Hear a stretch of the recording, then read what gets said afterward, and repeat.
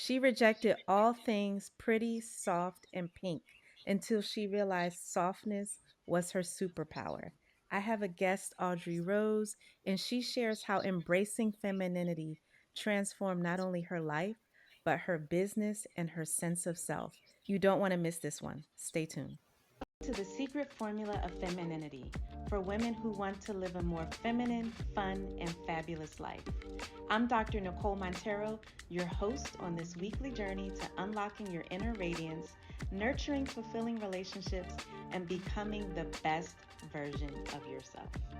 Welcome back, everybody. I'm Dr. Nicole, your guide on tapping into your feminine essence. And I have an amazing interview today with Audrey Rose. She's multifaceted. She's a quantum and multidimensional healer, a creative strategist, a doula for women. I'm going to dig more into her bio, but I just want to give you a little teaser because we got a chance to talk a little bit before we started recording, and I was just blown away.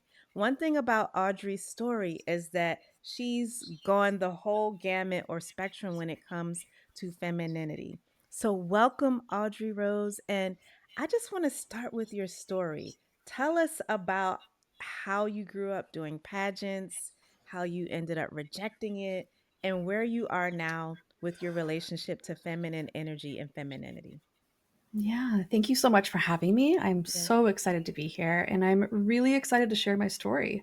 So, goodness, my adopted mother, I was adopted, and she put me in beauty pageants since I was probably in, I don't know, two or three before I could walk. She was, holding me on the stage.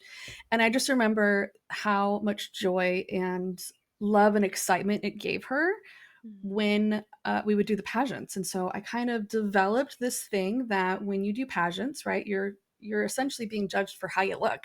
Yeah. And so I learned that the prettier I was, the more perfect my hair was, my makeup, and all of that sort of stuff, the more I would win and the more I would receive love. And so Mhm. my weekends a lot of times were spent with practicing how to walk, practicing how to speak, practicing how to, do the little hip hop and the shoulders and Uh-huh. the winking and making eye contact with all the judges. And so I learned how to do it from a place of performance. Mhm. And so that's kind of how all of that turned into a lifelong, well, not lifelong, but I'd say 42-ish years long journey of self sabotage in ways. Mhm. And a lot of times when I was younger, I didn't necessarily want to play with the Barbies and I didn't want to play Okay. with those girly things because there was a part of me that felt like it was being lovingly forced down my throat.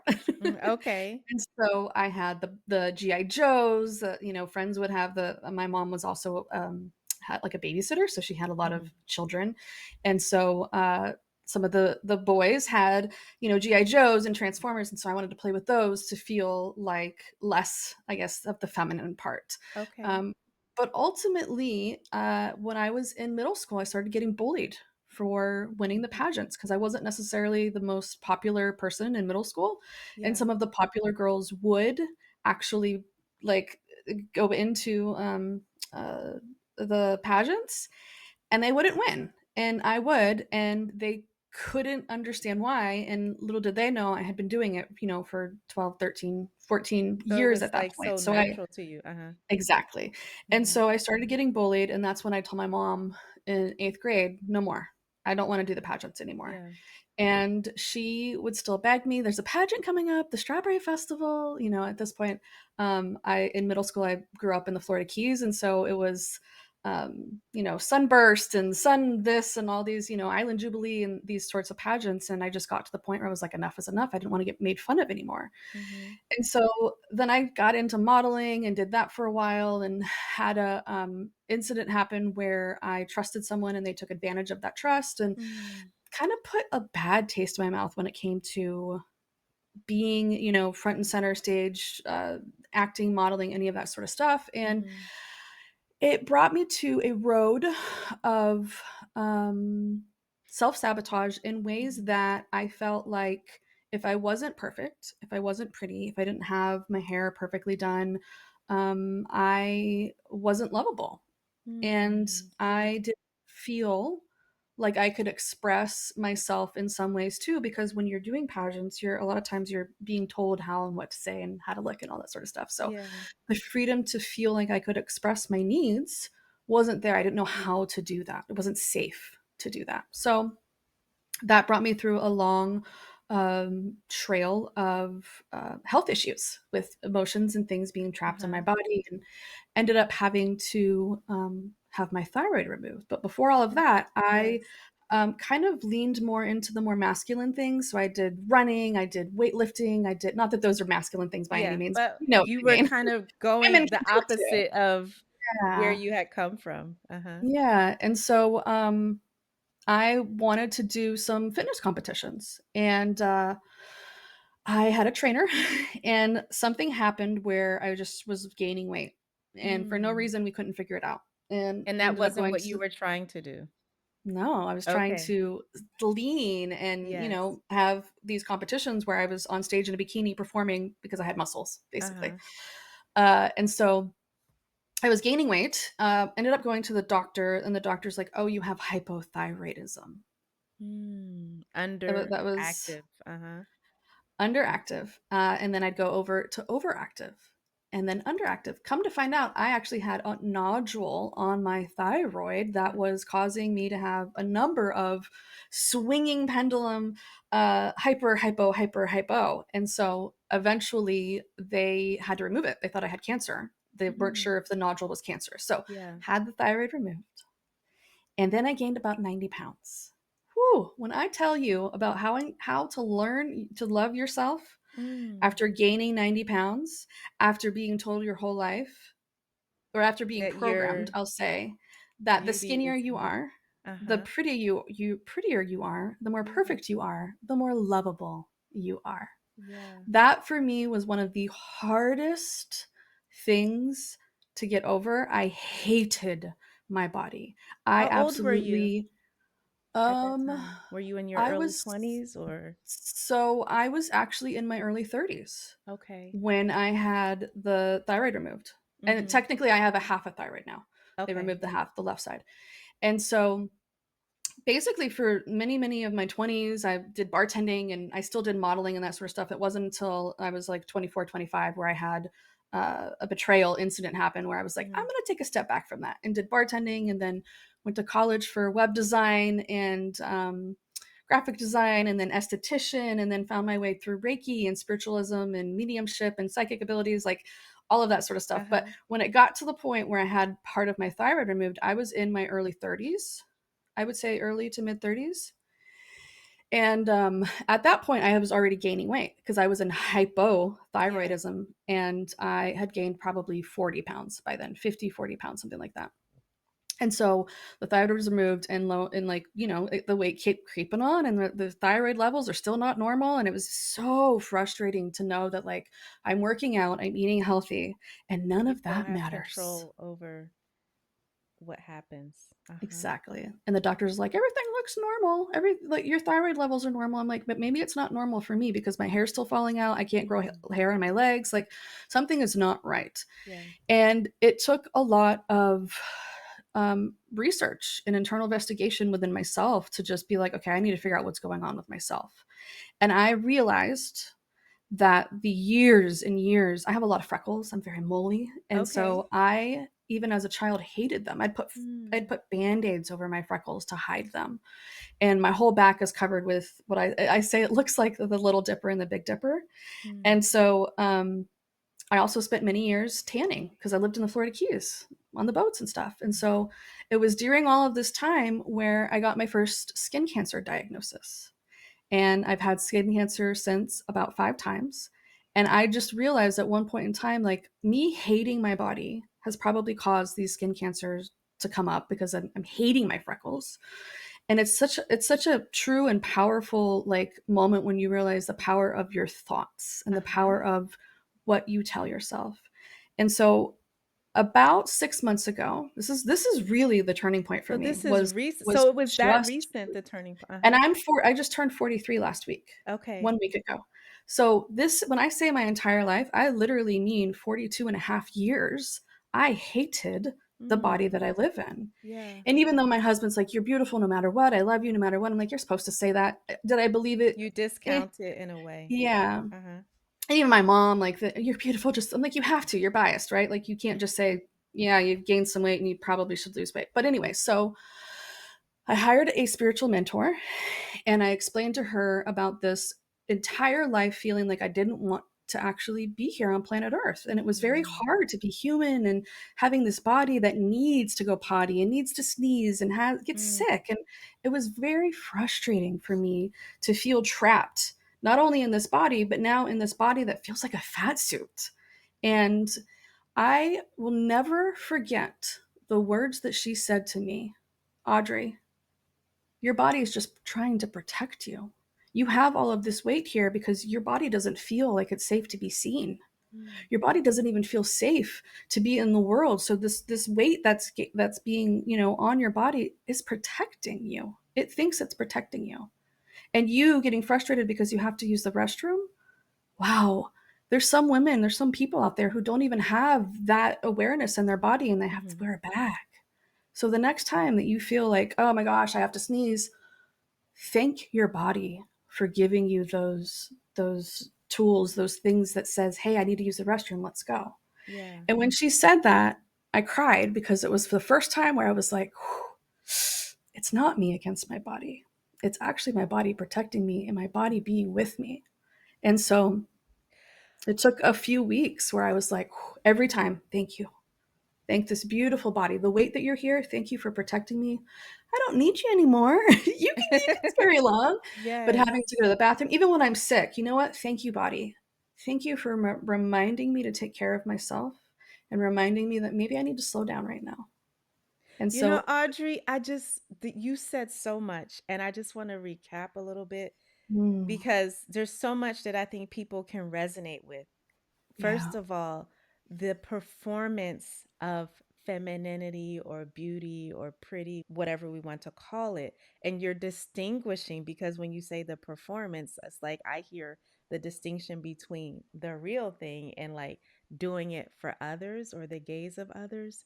And I think that's just so profound. And just taking us through your story of like your relationship to attention, maybe like on the one hand it can get you some things, but then things happen to you where it wasn't safe.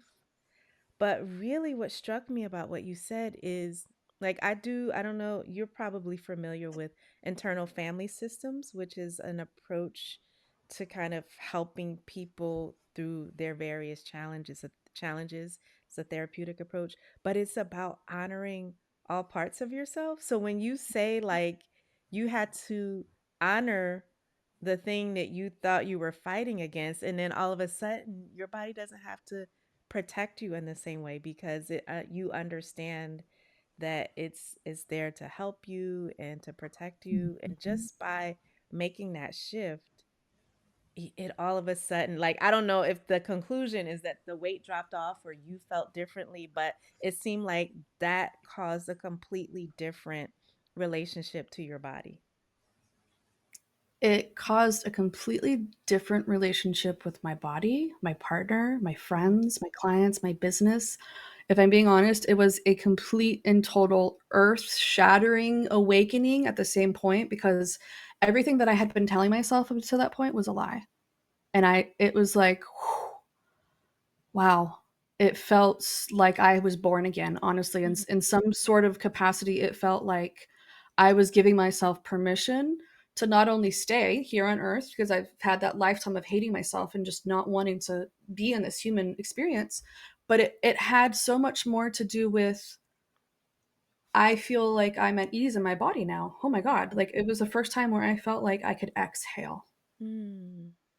Didn't have to be perfect, didn't have to perform, didn't have to fight against it or Nope. try to make it do something that it didn't want to do. Wow. Yeah. Wow. I'm so happy, first of all, that you arrived at that place, Hmm. and that you're there and you continue to be there. I'm curious about how, because part of it is like you came back to your Hmm. femininity, but in a different way. It sounds like it wasn't any longer about performance or gaining love or validation. What does that look like for you now? So, for Mhm. many years in my business, I was afraid to be seen. I was afraid to talk on social media. I was afraid to Mm. do things like this and share Uh-huh. vulnerable stories. So it looked like me hiding behind my desk, behind the funnels, behind the, branding, the graphics, behind everything. Mhm. It looked like me hiding. And when this sort of thing happened and I learned to love myself exactly who, and it wasn't an overnight thing by any means. It Yeah. was, it took weeks and a few months, if I'm being honest, to be like, you know what? Look at myself naked in the mirror with all of my lumps and bumps and everything and being like, damn, I feel sexy right now. And I believe that I am beautiful. That was the hardest thing for me, to be able to do it and not feel like it was a lie.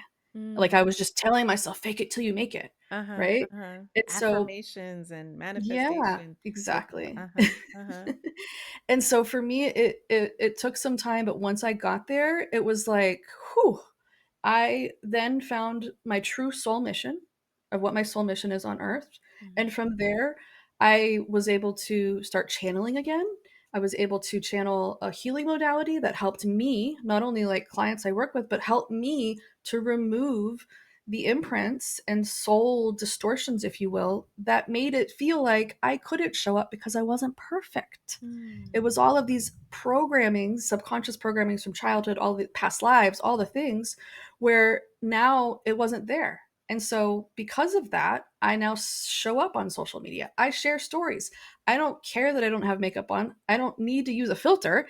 And I Uh-huh. literally just show up and, like, I'm here authentically me. I don't say that part, but like knowing that what is most profound in this moment is the message that I have to share. No one really cares what I look like. And if they do care what I look like, it's because they also care what they look like. Mm. So it's a reflection of where they are on the journey. Yeah. Absolutely. Yeah. So you mentioned that you were adopted Mhm. and just tell us about like is that something that you knew about? Was it like totally open the whole time? And how do you think that plays a part in your story? This is a little bit deep, and I'm happy to Okay. go there. Mhm. I was born to a mother and a father who were very young in San Diego, California, and a mother who wasn't emotionally available in any capacity. Okay. So when I was 6 months old, she took me from San Diego and moved to the Florida Keys, Key Largo, Florida. And my biological father had no idea where I was for 26 years, searching for me for 26 years.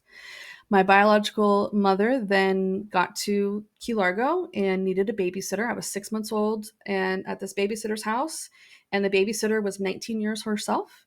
And fast forward a couple, maybe 6 months to a year after that, my biological mother just didn't come back.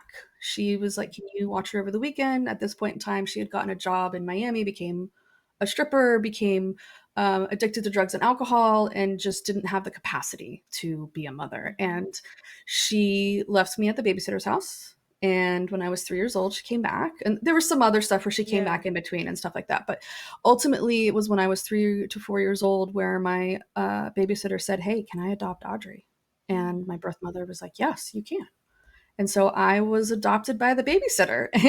Mm. Uh, and when I was about 5 or 6 years old, the babysitter, she met a man and he became my father. And he was the most amazing person I've ever met in my entire life. Unfortunately, he passed away in 2020. I Mm. can't talk about that because that wrecks me. But Yeah. he was amazing. Mhm. And the family that I had growing up, they did the best they could, Uh-huh. and I truly believe that I am a very spiritual being, and I truly, in my heart, believe that I asked to have these two sets of parents, two mothers and two fathers, so that I could help and learn in various ways. I truly believe that before we come here, we choose our parents, and yeah, I just was lucky enough to have four. I don't really speak to my birth mother, my adopted mom. We talk all the time. Okay. My biological father, we found each other when I was 26. I talked to him all the time as well, and Mhm. so I'm very lucky that things ended, rolled out the way that they played. Uh-huh. Yeah. Thank you so much for sharing that and being vulnerable. And I think that there are many people that can relate to just family dynamics that may not be, picture perfect, and maybe having to struggle through certain things, but coming to a place of healing. Yeah. But I've worked with a lot of people who've had, dynamics that were a little more complex, maybe been adopted or fostered. And I was just struck by you talking about feeling like you had to perform for love. And Mhm. even though that's never any parent's intention, I think Exactly. sometimes it just happens, right? Where kids will start to feel like that.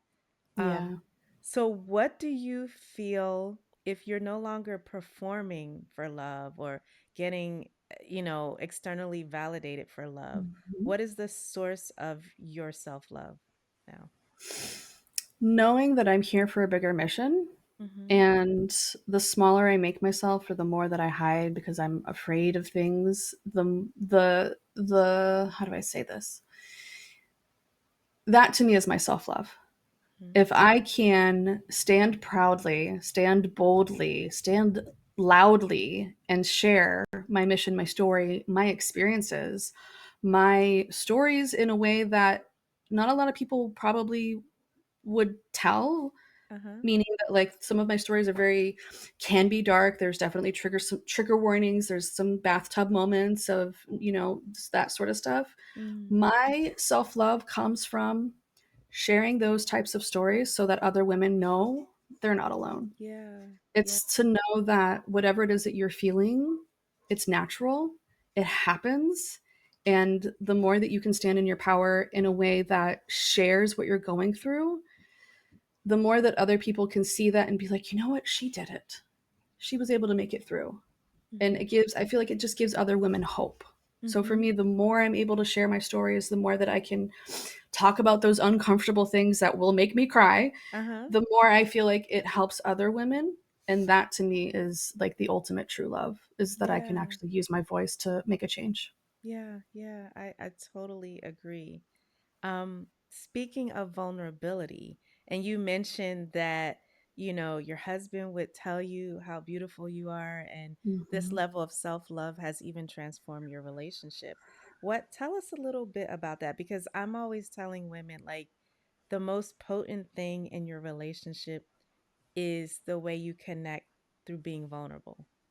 No one's looking for a perfect wife or a perfect husband or a perfect spouse. They're looking for a spouse they can build a connection with. So Yeah. what has that level of getting in touch with yourself look like? This one, oh, so growing up, I didn't have the feeling that my voice mattered, that I could express myself. It was a lot of, my mother is amazing and I love her dearly. Yeah. She was raised by an alcoholic father, so the way that she parented was very similar to yelling and being a little bit more on the aggressive side when it comes to expression. And so for me, it wasn't safe to have expression because she couldn't hold, she didn't have the capacity to hold her own emotions, let alone a child like me who has very big, deep, deep emotions. Mm-hmm. So growing up all through my 20s and 30s, it was very hard for me to be in relationships and feel like safe to express because honestly, I didn't know what I was feeling half the time. Mm. I didn't even know what emotions were. I didn't know that, oh, this is anxious, this is sad, this is anger. Like, I didn't know that until I went to therapy when I was Okay. 41. Okay. And So I only ended up recently. going to Uh-huh.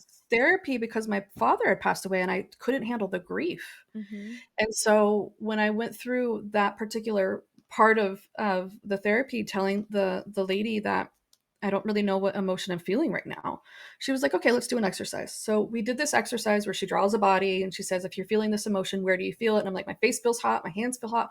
We went through all of the different emotions and I was like, wow.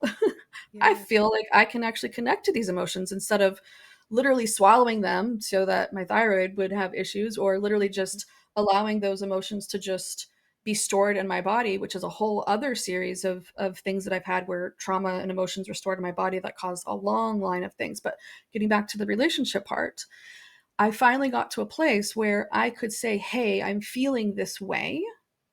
And it was met with, thank you for sharing that with me. It Mm. was met with sometimes a little bit of defensiveness because that just Uh-huh. happens. I'm the same That's way. human, right? Uh-huh. And, but for the most part, me having the courage to say, this is what I'm feeling in this moment, or even if I'm feeling flustered or frustrated or anything, saying, I'm feeling really frustrated in this moment, or I'm about to start my cycle and I'm feeling irritable, whatever. Like, it's generally met with, okay, thank you. And how can we talk Mm. about this? How can we make this better? And so, through a series of the self love and being able to feel safe in my body to express, it has Yeah. definitely made us closer because it doesn't feel like me against the body and the world and him and everything else. Uh-huh. Now it feels like I can actually lean into the feminine side of myself and allow him to hold me when needed Mm. instead of feeling like I'm hyper vigilant and I'm in my masculine all the time. It Yeah. allows me to feel softer as well. Yeah, yeah. So go into that a little bit more. I think a lot of women are going to be able to relate to that, especially women who've had trauma or have had to kind of be harder or hyper vigilant in some aspects of their earlier life. But what is the difference that you feel? Like, how do you know when you're in your feminine in your relationship? How do you feel like you're in your masculine? And what helps you to reconnect to the feminine? I have to say that I'm still learning. I'm Hmm. definitely still learning. I now know that if I'm feeling frustrated about something, for example, You're like, I I take have care of the receipts. dishes. I have receipts. No, I take care of the dishes. I put them away, right? His responsibility is just to put them in the dishwasher, just to put them in the dishwasher. Turn it on, have it going. I put the dishes away. Mhm. There'll be several nights where he doesn't do it. And normally I would get frustrated, angry, and I would do very, what's it called? Passive aggressive or A little bit, but more uh, of like "Ah," being oh very yeah. loud, like putting them away. Uh-huh. Maybe that is a form of passive aggressive. But kind of like signifying, like letting it be known that you're Yeah, like in doing it okay. very loud, violently, basically, very aggressive. And I've gotten to the point now where I'm like, "Hey, I noticed you hadn't put the dishes away. Can I ask why you haven't done that yet? Or, Hmm. is there a reason why you haven't put the dishes away?" And sometimes he'll get really defensive, and sometimes I'm just asking a question. In Yeah. this moment, I'm just asking a question. I'm just curious why you haven't. And Hmm. sometimes it's, I don't have an answer for you. Okay, that's fine. Yeah. But that to me is even exercise for me and my voice to say, "Hey, I'm just curious why you didn't do it," instead of Hmm. me passive aggressively just putting it away and then, like taking out the garbage and then with the I'm sure we've all been there Yeah. with the garbage can, The the lid or whatever. the paper, the Uh-huh. plastic, the plastic Oh bag. There yeah, we go. yeah. Uh-huh. Really loudly so we can hear it from every level of the house. And then, slamming the top down, like garbage is taken out, right? So now it's the point where I just say, "Hey, hon, can you take the garbage out?" Or, "Hey, hon, can you do this?" And I find that when you ask the question, and I do it on text message Hmm. most of the time, Okay. if we're in different rooms and stuff, just because sometimes the voice isn't heard. Uh-huh. Uh-huh. But if I Yeah. say, "Hey, hon, can you take out the garbage via text message?" Within a few minutes he comes up, he takes it, and it's like, "Thanks, honey," and it's like, "Great, no problem." Like, it's just me not having the fear or whatever I thought it was Uh-huh. that I couldn't express myself or share, or how I'm feeling or what I'm feeling in the moment, even if it has nothing to do with him. There's moments where I'm like, "You know what, honey, I'm just feeling really sad today." He's like, "Okay, well, what do you let's order out. Want to watch a Uh-huh. movie? Want to snuggle, Uh-huh. cuddle, like whatever it is." And it's the moments where normally I would self isolate, or I stopped drinking back in a couple years ago. I'm on year 2. And Okay. my go Oh. to was to numb out with alcohol Uh-huh. because that's just, I could feel everything and I didn't want to feel anything. So I You would can just just take drink that. the Okay. wine, right? Mm-hmm. And I realized that I was like, you know what? I want to start something different. And so I stopped the drinking part. And I think for me, that's helped tremendously too. And just being able to feel like, you know what? Express it. Just express it. I would Mm-hmm. much rather say the thing and then take it back or apologize for it than hold it deep in my soul and my body and make myself sick. Yeah. The resentment can eat away at you. It can. Yeah, yeah. Wow, how courageous. You know, there's this book I love, The Courage to Be Disliked. Ooh. But I think what I'm hearing from you is the courage to express yourself and Mhm. to know that, like, because I think a lot of times we fear rejection, and it seems like the more you expressed yourself, the more he was drawn to you. It was the Mhm. opposite of Yeah. rejection. Because I was so used to doing it all myself and feeling like it Mm, was me against him or me against the world. And yeah. when I was able to be like, "Hey, I need support with this. Can you help me with this?" It allowed him to feel like the man that he could step up and support me and help me instead Hmm. of me just doing it all on my. Now there's moments and times where I'll ask him to do something, it doesn't get done, and I do it. But you Yeah. pick your battles, right? You pick Hmm. your battles. Yeah. But for the most part, the more that I'm able to express myself, it's like I'm practicing. Like, what can I practice today?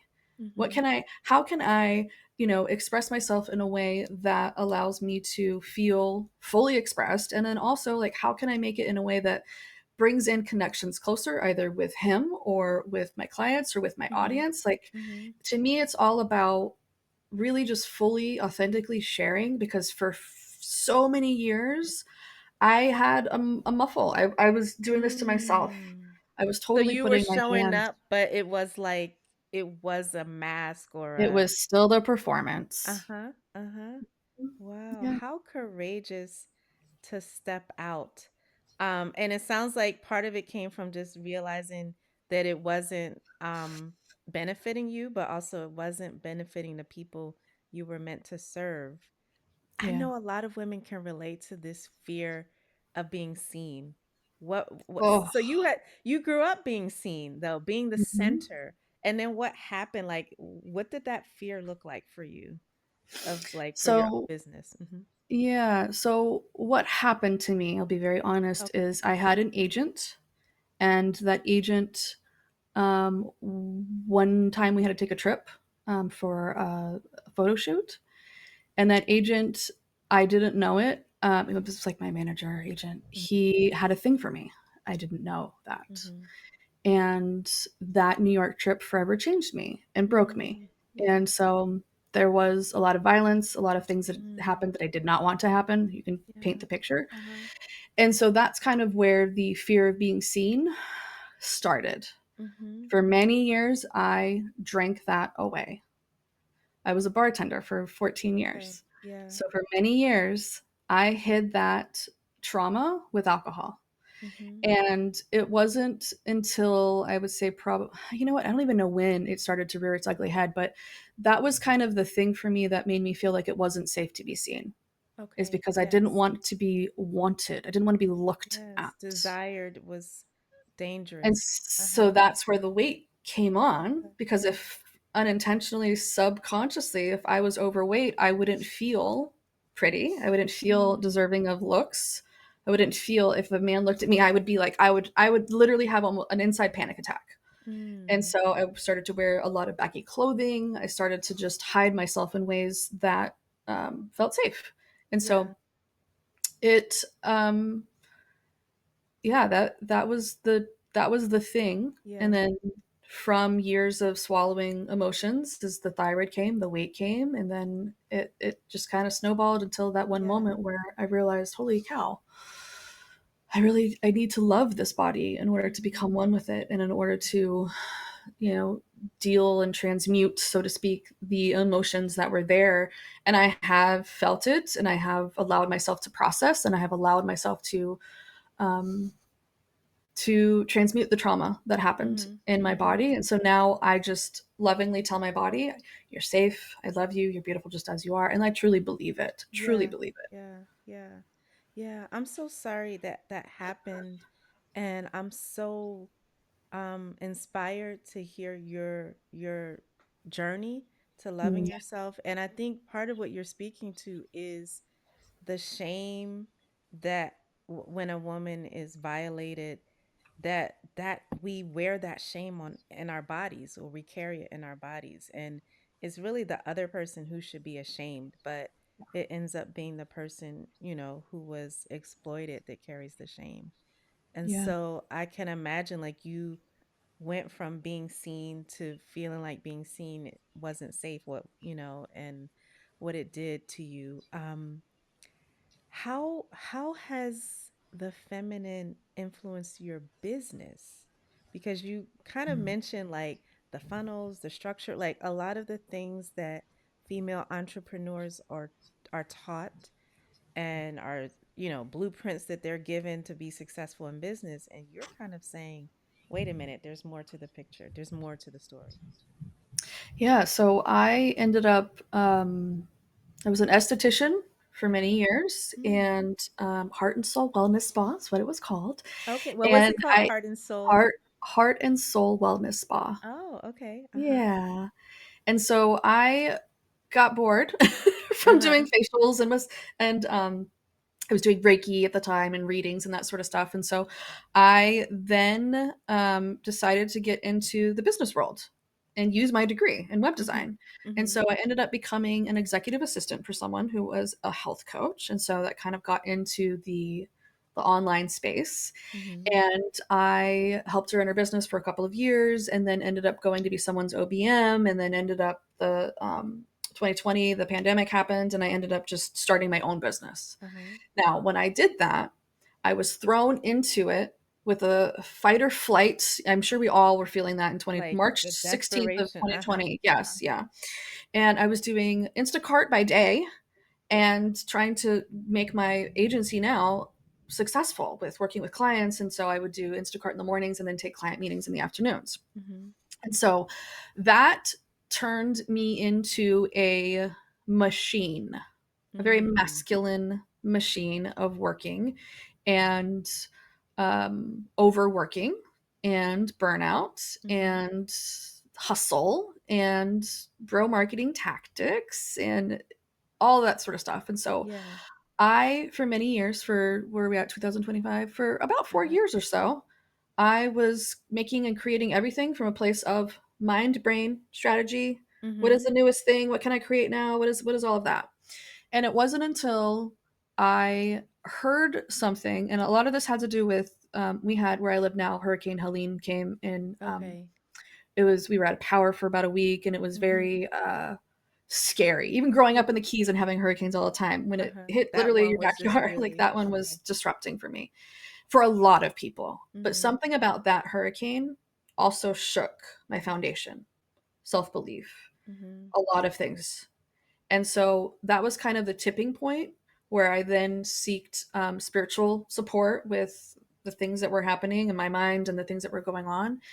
And then I decided to host a summit, an online lead gen event to grow my audience and community. And the summit was all about how to marry the masculine and the feminine in your Uh-huh. business.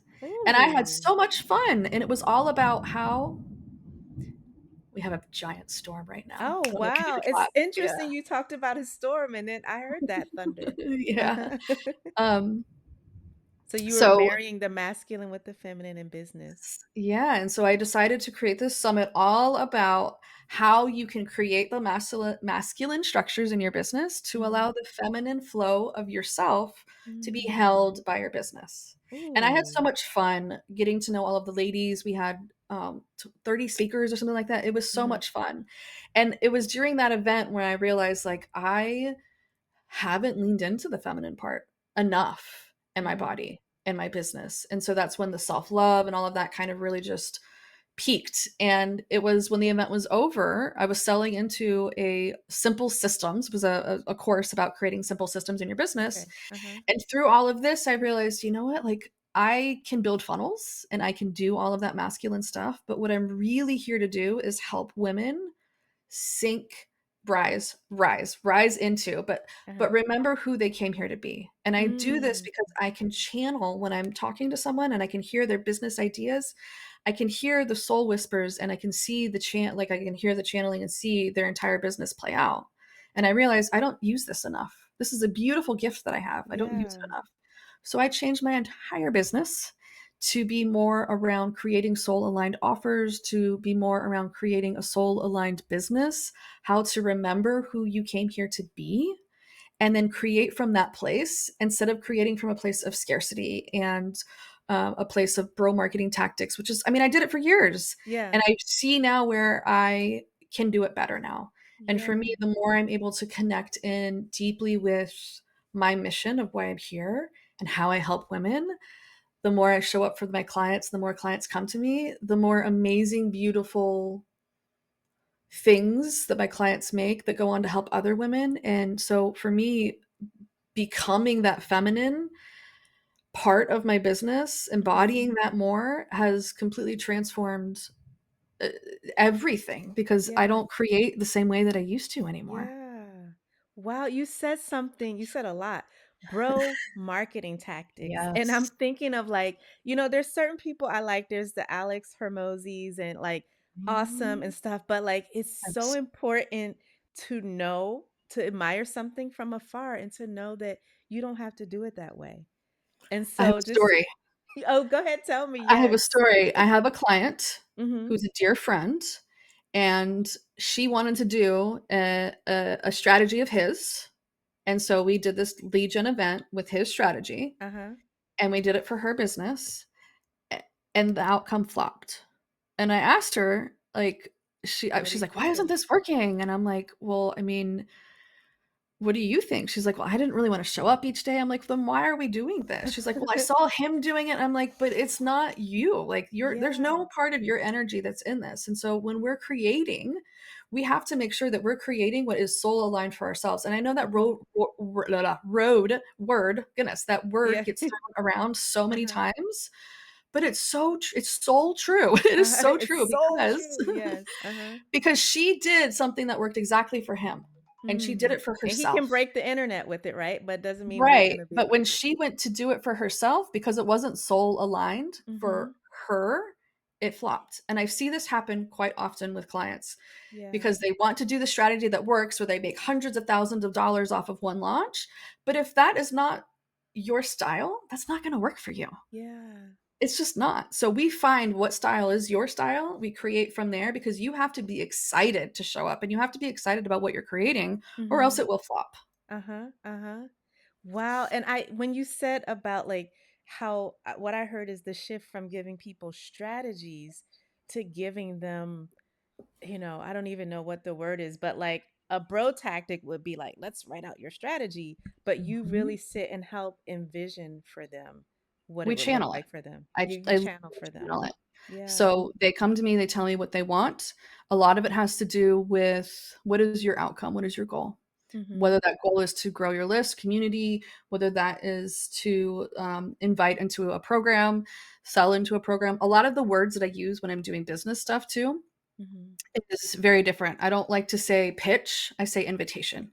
Okay. So Yeah. when you're doing your program or when you're doing your event and then you go to do your pitch, I call it the invitation because Uh-huh. to Uh-huh. me, that's the pitch is the bro marketing part of it. Yeah. And so a lot of how I do business now and the way that I say things is way more feminine because I don't like those words. I hear those words Mhm. and I literally You cringe. cringe. Yes, yes. Yeah, And I had a mentor once who talked about like attracting your soulmate clients, exactly. not persuade, not forcing people. There is persuasion, that's part of the feminine, but like you said, an invitation. I really love that because so many of us are in this hustle, this grind, this sort of desperate energy that comes across, and your potential clients, they might not be able to put words to it or articulate They it like you feel it. did, but they know, they feel it. They truly Mhm. feel it. Yeah. So Absolutely. you how do what is it like with your clients when you're first kind of introducing? Are they, familiar with this different way of being, or do you feel like you kind of have to give a an orientation to them? The majority of the clients I work with, so I work with female spiritual entrepreneurs. So the Mm, majority of the clients that I work with, they know this is their lingo, this is their talk. mhm. This is how they work already. So there are a few who find me and they're so intrigued by the things that I'm saying and doing, and um when I do end up working with them, I essentially have a glossary of terms that I use and Okay. how to use them. Like, let's And go from so pitch to exactly, yeah. invite. Uh-huh. And the other thing too, when you talk about pitching, a lot of Mhm. women have this body reaction to feeling like they're being salesy because they're doing a Mm. pitch. Yes. But if you say it's just an invitation, now it feels like, "Oh, it's my birthday party, here's your invite." It takes the stress off. It takes Mhm. the things that we feel, the heaviness that we feel from a pitch and brings it into something fun and different. And so when I'm working with my clients, they oftentimes come to me with an idea of what they want, and I just help them to kind of hash it out. So sometimes Mhm. they come to me with launch trauma, which is a very real thing, Yeah, where it's yeah. women who have launched before and it didn't work. And a lot of times that happens because they followed someone else's recipe, if you will. Mhm. So what we're able to do is have, and sometimes we end up creating their entire own sort of lead gen event.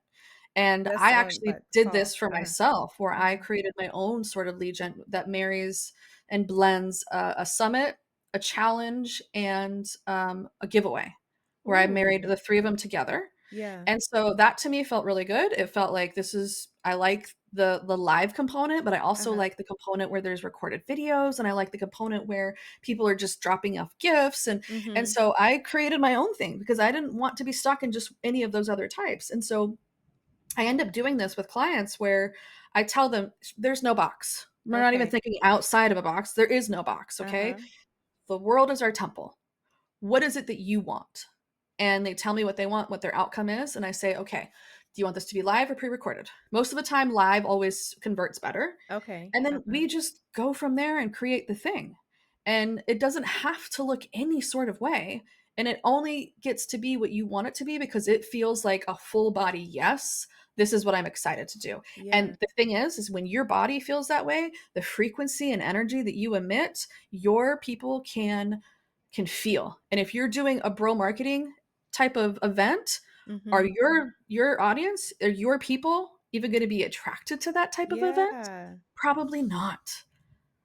And Probably then the not. people who would be attracted, you're it's just a mismatch because you're not Exactly. authentically that bro marketing type. Yeah, It's yeah, not soul aligned. yeah. Exactly. Yeah. I love that because I think, one thing that I think about is that women are trying to balance their power. And before we got on, you were like, I'm multidimensional. And I was like, that is the power of being a woman, the beauty of being a Yes. woman.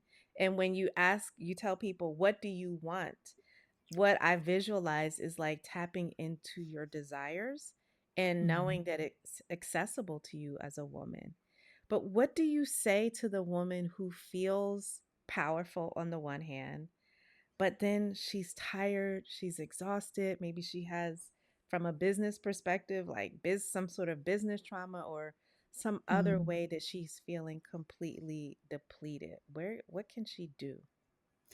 So there's a couple of things. Number one, what does your self love look like? Are you Mhm. pouring back into yourself or are you constantly pouring from yourself to others? That is step number one. Because I have learned the more you pour into yourself, I have this whole mantra the more I take care of myself, the more money I make.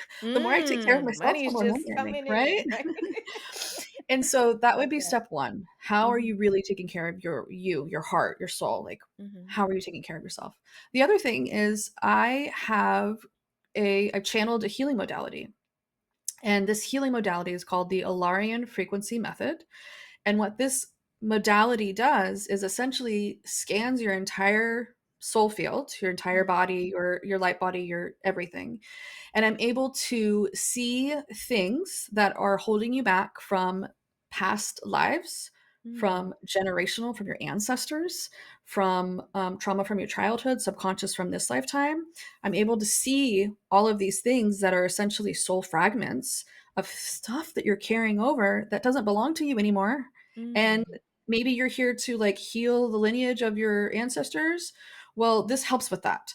And a lot of times we're feeling that heaviness and we're feeling so disconnected or we're feeling like, burnt out is because we are literally walking with giant boulders on our back of things that we're holding on to that don't belong to us that we don't even need Mm. anymore. So Yeah. I will do a session on them. We'll get rid of the beliefs. I did this on myself. That's Uh-huh. how, like, I channeled this whole thing. I did it on myself, and that's how I was able to be like, you know what, my voice matters. I'm here for bigger things. Like, oh my gosh, I felt You're like like, "Wait, why was the I mask quiet all this just time?" the all of the masks just fell Yeah. right off, and I was Mhm. like, where's the phone? I can't. I have to speak right now, right? And so that's what we do is we find the deeper layers of the things that are holding you back Yeah. and we remove them. And I do this thing. It's the Lyra codes and the Seraphim light, where I activate your crystalline DNA. That's your DNA that might be sleeping, and that activates your soul gifts. It activates your soul mission so that you can remember why you're here. And then the Seraphim light is just this frequency of loving, nurturing. Um, Frequency that helps to nurture and balance your nervous system Mm. as your entire body is being upgraded and your light body Mm. is the frequency is getting higher. And then we put you back into like your human body because we I do all of this on your light body, and then your human body essentially when you wake up or when the meditation is over, when Mhm. the visualization is over, you oftentimes can feel energetic shifts. Sometimes you feel lighter, sometimes you see. And so it's a combination between your self beliefs that you're Mm. holding on Mhm. and how much you're actually caring and loving, you're nurturing yourself. Mm.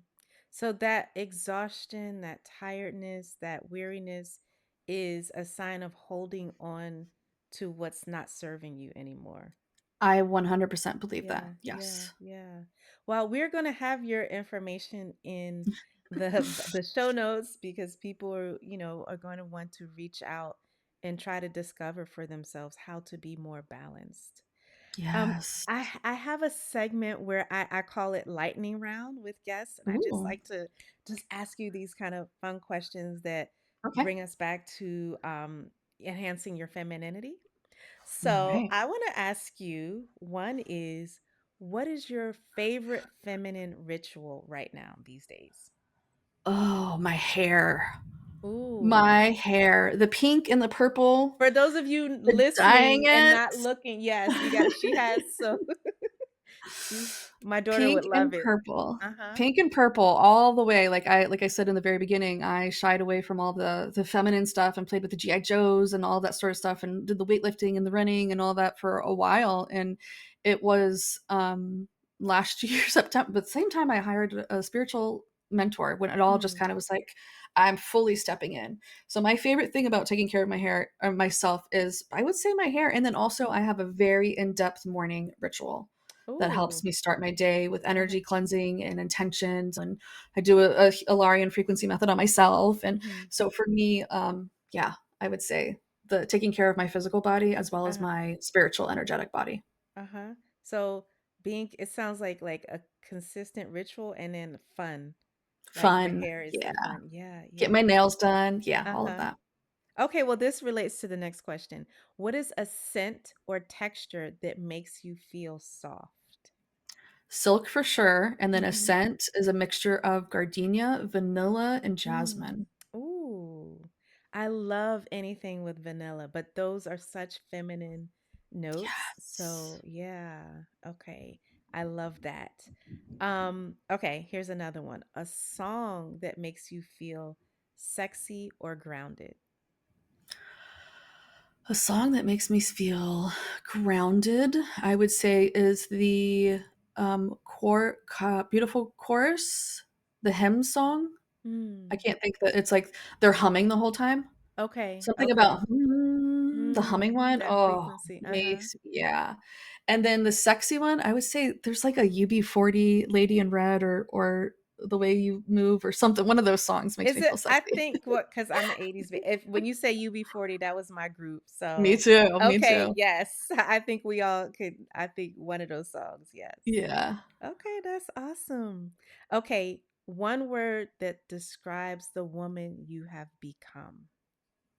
Embodied. Ooh. That's actually my word for 2025 too, was embodiment. Wow. Yes, yes. That just Yeah. rolled off your tongue like that All I it didn't even just get to finish. Yes. exactly. Yep. Yeah, yeah. Oh, I'm curious. Okay, I love doing words every year. My word for this year is refined, and it's kind of Mm, like just honing in on what yes. matters, all the other extra stuff that's pulling you down. Like it's just really being refined. Do you like to do a word every year for yourself? I think this is the first year I actually did one, at least Mm-hmm. that I can remember. But Okay. yeah, this year was embodiment. I knew that I wanted to go into 2025. I knew that it was my year to shine. I knew that it was going to be different this time, and Mm-hmm. there was something about embodying my future version of myself. It was all Mm-hmm. about not who am I becoming, who am I already in the future Yes. that I want to be, and how can I embody her today? What actions, Mm. what movements, what decisions and choices can I make today that she's already made to become who she is in, say 5, 10 years from now? Yeah, yeah. That's so when I hear that, I think like it lets any woman know you don't have to, it's not, it's just a reconnection. Like you don't have to be something you're not, or go Mm-mm. through all of these steps to look at what other people are doing and emulate Oh, that. that's the worst. If I check and see what other people are doing, I get out of my flow so fast. Mm. So fast. Mhm. I My barometer, my compass is right here. It is how can I Mm. drop into my heart. Your If heart. I am speaking and I'm having a hard time coming up with the words, or like, and this happens to me a lot, I have to stop and drop into my heart, and Yeah. then the words come freely. And so for me, it's all about how can I drop into my heart more and come from a place of love. I have a postcard, it's over there right now, but Mhm. it says speak in pink. For me, Mm. speaking in pink is about speaking from my heart, speaking Yeah. from my soul, and speaking with love. And Yes. so for me, if I can think and speak in pink, Mhm. think in pink, that is really just coming from a place of truly who I am, who is Audrey. Yeah, yeah. Thank you so much, Audrey. Just to give you all a taste, Audrey is a quantum and multidimensional healer. She is the founder of Soul Shine Creative, a soul aligned creative agency for spiritual entrepreneurs who are ready to turn their mission into magnetic brands and fully expressed offers. Inside the agency, she blends the feminine flow and masculine structure, creating the internal safety and external systems needed for true alignment and lasting success. That is just a little bit of what she does. We're going to have a link to how you can reach her. How can people follow you? Are you big on like where should they go to find you? Yeah, so the website is the soulshinecreative.com, and then on Instagram, it is the Soulshine Creative with underscores in between each word. And then Okay. on my personal brand, which is more of like the spiritual part, is I Okay. am Audrey Rose with periods in between each word. And yeah, Instagram's the best place. Okay, we'll put all of that in the Yeah. show notes. I love this conversation. Thank you so much for Thank you for your having me. openness, your vulnerability, but also for sharing almost like um, an aspirational blueprint, I would say, for women who are looking to really Yes. connect to themselves.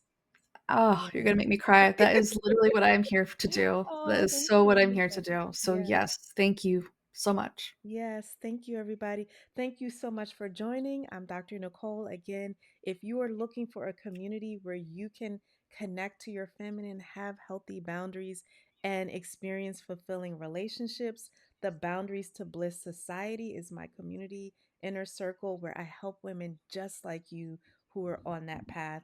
And if you're looking for some amazing tips and structure and framework to help supercharge your relationship, my book, The Boundaries to Bliss Blueprint for Women Who Are Finally Ready to Win at Love, is the place for you to start. Thank you so much for joining, and I will see you next time.